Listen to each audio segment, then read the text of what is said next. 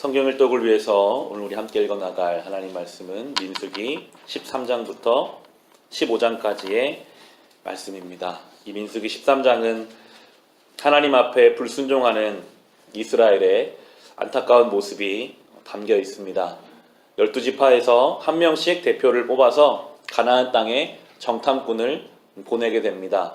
40일 동안 정탐을 하고 돌아오는 것을 보았을 때 이미 가나안 땅이 아주 가까이까지 왔음을 알 수 있습니다. 가서 보고 온 상황을 이야기하는 것이 27절과 28절의 말씀입니다. 그들은 모세에게 다음과 같이 설명하였다. 우리에게 가라고 하신 그 땅에 우리가 갔었습니다. 그곳은 정말 젖과 꿀이 흐르는 곳입니다. 이것이 바로 그 땅에서 난 과일입니다. 그렇지만 그 땅에 살고 있는 백성은 강하고 성읍들은 견고한 요새처럼 되어 있고 매우 큽니다. 또한 거기에는 우리는 아낙 자손도 보았습니다. 라고 보고합니다. 가서 그 땅이 참 좋은 것도 보았지만 너무나 좋은 땅이기 때문에 그곳 살고 있는 사람들도 아주 강한 사람들이 살고 있다라는 이야기를 합니다.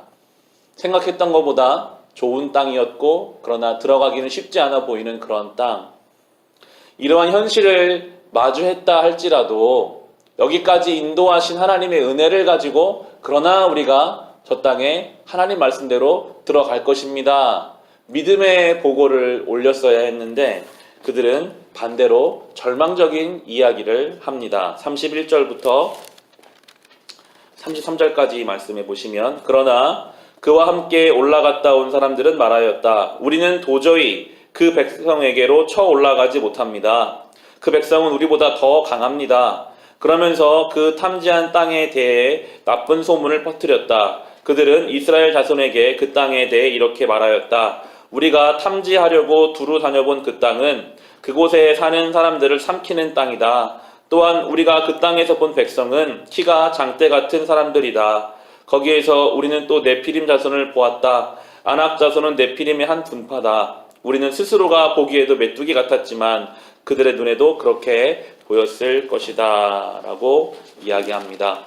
본인들이 본 그 상황과 환경에 완전히 압도되어서 믿음이 없는 사람처럼 말합니다.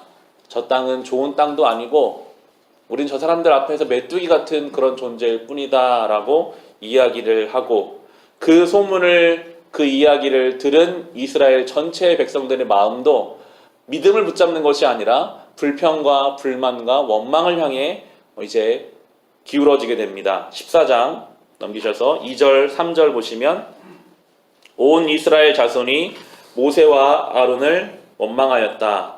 온 회중이 그들에게 말하였다. 차라리 우리가 이집트 땅에서 죽었더라면 더 좋았을 것이다.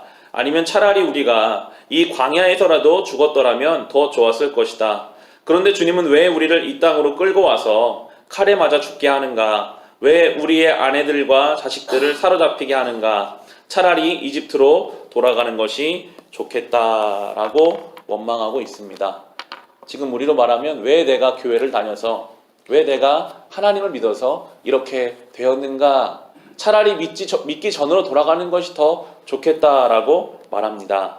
이것은 하나님의 은혜와 하나님의 인도하심 전체를 부정하는 말이었습니다. 막상 눈앞에 문제가 생기니까 여기까지 인도하신 하나님의 은혜를 다 잊어버리고 그저 불평과 불만으로 일관하고 있는 이 백성들의 모습이 나오고요. 그나마 이들 가운데 믿음으로 반응했던 여호수아와 갈렙까지도 이들이 핍박하려고 하는 내용이 6절부터 9절, 10절까지 나오는 6절 보시면 그러자 그 땅을 탐지하고 돌아온 아들 가운데서 눈의 아들 여호수아와 여분네의 아들 갈렙이 슬픔에 겨워 자신들의 옷을 찢으며 이스라엘 자손 온 회중에게 말하였다. 우리가 탐지하려고 두루 다녀본 그 땅은 매우 좋은 땅입니다. 주님께서 우리를 사랑하신다면 그 땅으로 우리를 인도하실 것입니다. 젖과 꿀이 흐르는 그 땅을 우리에게 주실 것입니다. 다만 여러분은 주님을 거역하지만 마십시오. 여러분은 그 땅 백성을 두려워하지 마십시오. 그들은 우리의 밥입니다. 그들의 방어력은 사라졌습니다. 주님께서 우리와 함께 계시니 그들을 두려워하지 마십시오. 그러나 온 회중은 그들을 돌로 쳐 죽이려고 하였다. 그때 주님의 영광이 회막에서 온 이스라엘 자손에게 나타났다고 나오고 있습니다. 이것이 때로 우리의 모습과 참 닮아 있습니다.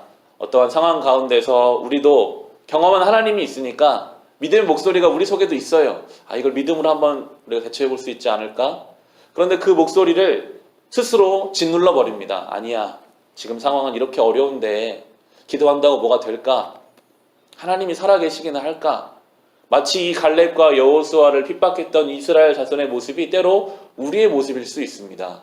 이 이스라엘 백성은 가보지도 않았어요. 그냥 그렇다라는 이야기만 듣고도 여태껏 갖고 있던 모든 믿음이 다 무너져버리고 믿음의 목소리들을 다 짓눌러버리고 원망하고 걱정하고 그 자리에 주저앉아 버리는 이 모습이 혹시 우리의 모습은 아닐지 늘 주님 앞에 돌아보아야 합니다. 우리는 세상의 목소리에 쉽게 흔들립니다. 여기까지 주님이 우리를 인도해 오셨는데, 오늘까지 주님이 분명히 살아서 우리를 붙잡아 주셨는데도 세상의 목소리가 우리에게 들려오고 눈앞의 상황이 내가 원치 않는 상황으로 다가가면 언제 그런 은혜를 받은 사람이었는가, 언제 하나님을 아는 사람이었는가 하는 것처럼 믿음이 흔들리고 믿음의 목소리들을 다 짓눌러버리고 염려로 원망으로 살아가는 이 이스라엘 백성의 모습이 우리의 모습이 되지 않고, 우리도 이 갈렙과 여호수아처럼 상황은 그렇지만 하나님이 살아계시니까 우리는 갈 수 있습니다. 하나님이 여기까지 인도하셨기 때문에 우리가 그분만 동행한다면 어떠한 것도 우리를 막을 수 없습니다 라는 이 믿음의 고백을 가지고 우리가 살아갑시다. 주님이 그 고백을 기뻐하시더라고요. 결국 이 갈렙과 여호수아는 그 믿음대로 나중에 여리고성이 무너지는 것을 경험합니다. 하나님이 어떻게 인도하시는지를 스스로 느끼고 경험하지만 불순종으로 일관했던 이들은 결국 광야에서 다 죽고 마는, 이제 그 40일의 정탐 기간을 하나님이 40년 동안의 광야 생활로 바꾸셔서 그들의 광야 생활이 이제 시작되게 됩니다. 이 하루를 시작하실 때 믿음으로 현실과 상황을 해석하는 믿음의 사람으로 살아갑시다.